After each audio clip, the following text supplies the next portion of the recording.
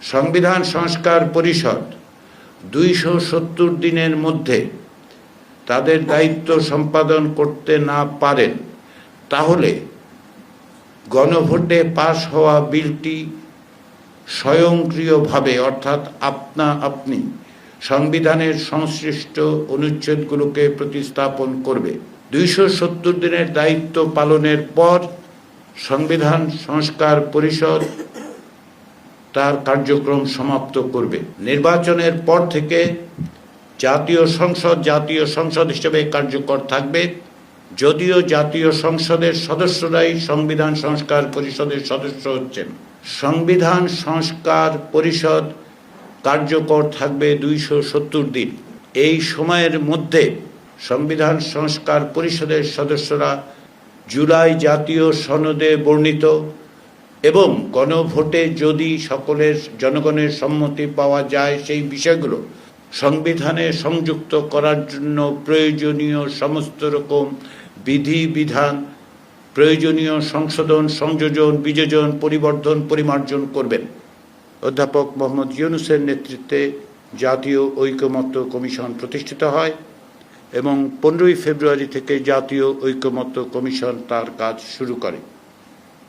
জাতীয় ঐকমত্য কমিশনের কাজের প্রধান ক্ষেত্র ছিল সুস্পষ্ট সুনির্দিষ্টভাবে রাষ্ট্রীয় প্রতিষ্ঠানগুলোতে জবাবদিহিমূলক ব্যবস্থা প্রতিষ্ঠা, স্থায়ীভাবে গণতান্ত্রিকীকরণের পথরেখা নির্দেশ, ভবিষ্যতে ক্ষমতার এককেন্দ্রীকরণ রোধ করা, যেন একটি জবাবদিহিমূলক রাষ্ট্র প্রতিষ্ঠা সম্ভব হয় তার জন্য সুপারিশ পেশ করা।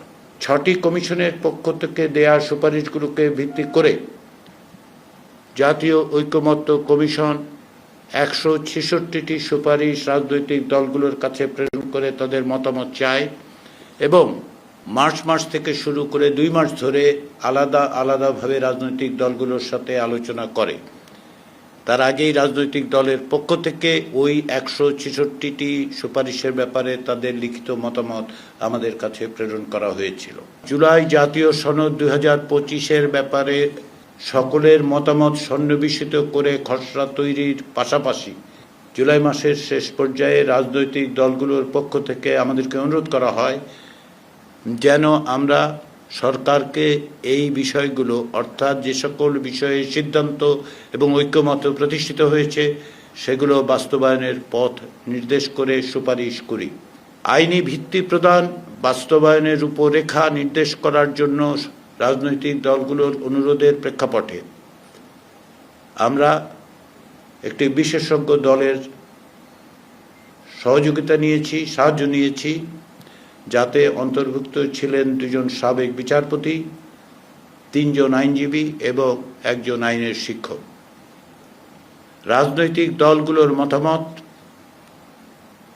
বিশেষজ্ঞদের মতামত, আমাদের কমিশনের সম্মানিত সদস্যদের অভিজ্ঞতা এবং আন্তরিকতার প্রেক্ষাপটে আমরা সুপারিশগুলো তৈরি করেছি। জুলাই জাতীয় সনদ 2025 যেন একটি আইনি ভিত্তি পায়, ভবিষ্যতের পথরেখা হিসেবে যে সমস্ত বিষয়ে সিদ্ধান্ত এবং ঐকমত্য হয়েছে সেগুলো যেন বাস্তবায়িত হয়। ইতিমধ্যে আপনারা এও দেখেছেন যে জুলাই জাতীয় সনদ 17ই অক্টোবর স্বাক্ষরিত হয়েছে এবং রাজনৈতিক দলগুলোর পক্ষ থেকে সুস্পষ্ট ভাষায় দ্ব্যর্থহীনভাবে এই অঙ্গীকার করা হয়েছে যে তারা এগুলো বাস্তবায়ন করার জন্য